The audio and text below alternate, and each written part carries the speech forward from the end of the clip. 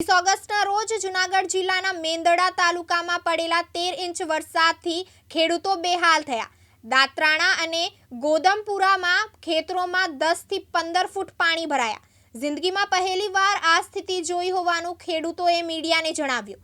મગફળીનો પાક બિલકુલ તૈયાર હતો, પરંતુ વધુ વરસાદ પડતા જમીનની બહાર પાક નીકળી જતા પાક બરબાદ થયો। મોટાભાગના ખેતરોની જમીન અને પાક ધોવાયા।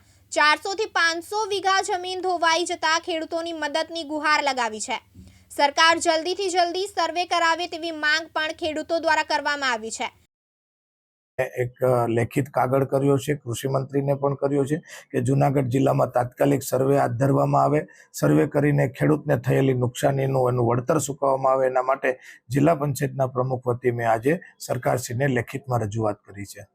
હરેશભાઈ, બીજી એક વાત છે કે જે ગોધમપુરથી જે વાડી વિસ્તાર છે ત્યાં એક રસ્તો જાય છે, એ પુલિયો હાવ જર્જરિત છે અને કાંઠામાં પુલિયો જર્જરિત તૂટવાની આરે છે। ત્યાં ગત વર્ષે જ કામ થયું છે। હા, એ મારા ધ્યાન ઉપર આવ્યું છે।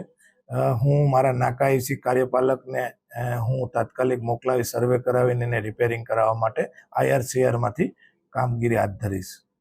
ગઈકાલે જે મેંદરડામાં 14 થી 15 ઇંચ જે વરસાદ પડ્યો હતો એમાં દાત્રાણા ગામમાં ખેતરોમાં ધોવાણ થઈ ગયું છે। ત્યારે જ આપણી સાથે ખેડૂત મિત્રો અહીંયા જોડાઈ ગયા છે।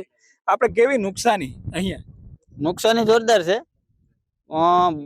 13 ઇંચ વરસાદ પડ્યો હતો લગભગ 4 થી 5 કલાકમાં, એટલે એને હિસાબે નદી નાળા છલાઈ ગયા, એટલે છલકી જવાને કારણે ખેતરોમાં 8 થી 10 ફૂટ પાણી હતું અને વધુ પડતી વાવેતર મગફળીનું છે, એટલે મગફળીમાં સંપૂર્ણ ધોવાઈ ગઈ છે। ડોડવા બહાર નીકળી ગયા છે।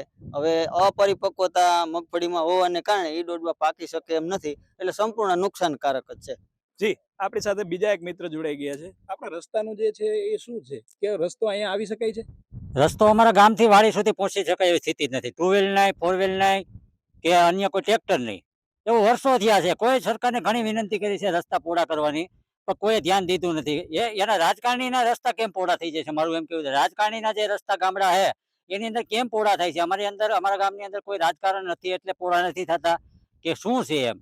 અમારે ખેડૂતની વેદના તમે જરાક જોવો। ખેડૂત છે તો જ આપણો દેશ છે, બાકી દેશ આપણો બહુ કઠિન છે આખવો, કારણ કે અન્ન પૂરું પાડતો હોય તો ખેડૂત જ છે, બાકી કોઈની તાકાત નથી। અન્ન તમે શેમાંથી લઈ આવશો? જી, તો આ હતા ખેડૂતો જે ગોધમપુર ગામ છે ત્યાંના। અહીંના ખેતરો પણ આપણે જોઈ શકીએ છીએ કે સંપૂર્ણ માંડવીનો પાક પણ ધોવાઈ ગયો છે। રિપોર્ટર યજ્ઞેશ ભટ્ટ, જૂનાગઢ। પ્રકાશ દવે સાથે યજ્ઞેશ ભટ્ટ, દિવ્યાંગ ન્યૂઝ, જૂનાગઢ।